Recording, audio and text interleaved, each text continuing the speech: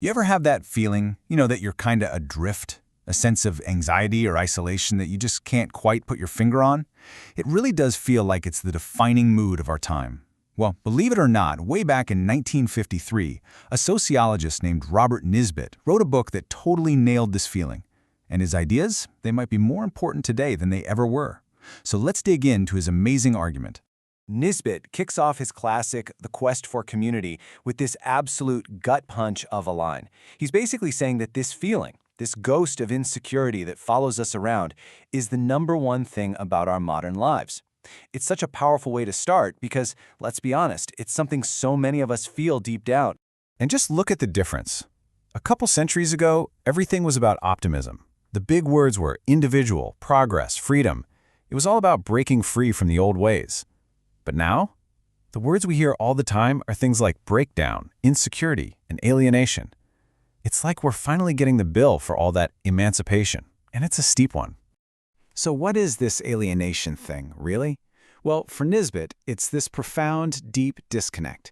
It's that feeling you get when the world around you just seems fake or impossible to understand. It's not just that you feel left out, it's that you've kind of lost the will to even try to be a part of it anymore. It's a loneliness that goes way beyond just being by yourself.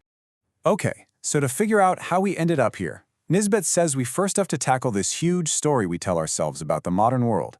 It's a story he calls the Great Modern Myth. And you know this myth. We all do. We see the last few hundred years as this epic struggle between two massive forces, right? On one side, you've got the brave, free individual. And on the other, you've got the huge, powerful state trying to crush them. It's the classic David versus Goliath story. Well, according to Nisbet, we've got that story completely wrong. Here comes the twist. His big revelation is that the individual and the state were never really enemies. Not at all. In fact, they were partners. They grew up together in this really unlikely and, as it turns out, really destructive alliance. So how did this bizarre alliance actually work? Well, it was a pretty simple process when you look at it. The state's goal was to free people from all those traditional communities. Your extended family, your local church, the neighborhood group. By breaking down all these smaller local groups, the state became the only game in town. And what was the result?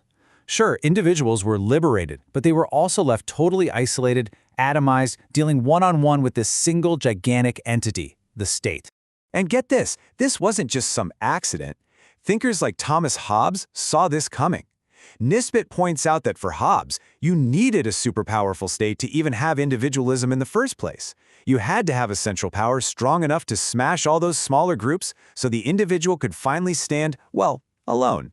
But here's the huge problem with that. Those intermediate communities, they weren't just holding people back. They were the source of everything that gives life meaning, identity, belonging, purpose. Nisbet calls them the constraining tissue of society. So when the state dissolved them, it didn't just create free people. It created this giant human vacuum, a void that I think a lot of us feel today, even when we're supposedly connected to everyone online.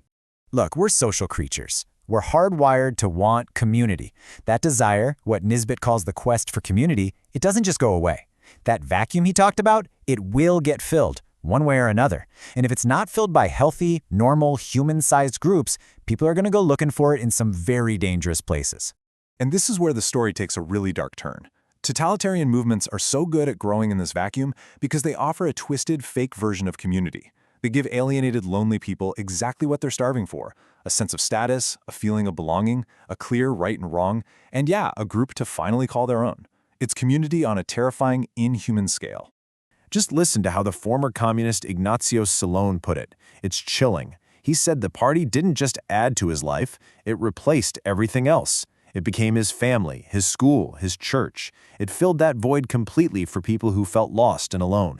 And it isn't just political movements. Nisbet points out that modern total war plays a similar role. It's a strange and tragic paradox, but for a short time, war can give an entire society this powerful, intoxicating sense of unity and shared purpose, a feeling of belonging that's so often missing when we're at peace. So, okay, it's pretty clear this alliance between the lonely individual and the all-powerful state leads to some terrible places. So what's the answer? If those are the dead ends, where's the real path to freedom? To figure that out, Nisbet makes this super important distinction between two words we kind of throw around all the time: authority and power. Real community, he says, is built on authority. That's internal. It's based on respect, on consent. Think of a respected coach or a beloved teacher. Power, on the other hand, is what the state has. It's external. It's based on force, and it usually shows up when real authority has already fallen apart. And that distinction leads him straight to his solution, his prescription. Nisbet calls for a new laissez-faire, a new hands-off approach. But here's the kicker. It's not for individuals. He wants a laissez-faire for groups. He argues that real freedom absolutely depends on having a rich, messy, vibrant world of all kinds of groups, families, clubs, neighborhoods, you name it, that stand between the individual and the state. He sums it all up with this incredible line from the French thinker Proudhon: "Multiply your associations and be free." This is the heart of his entire message. You don't fight against the massive, centralized state by just trying to be a stronger individual. No, that just makes you a more isolated target. The only way to fight back is to build things together, to strengthen those communities. Freedom isn't about standing alone. It's about standing together in all sorts of different ways. And that leaves us with a pretty massive question for our own time, doesn't it? In this world of social media that divides us, remote work that can isolate us, and huge centralized powers, how do we actually do this? How do we multiply our associations and rebuild the real, genuine communities that make life meaningful and ultimately keep us free?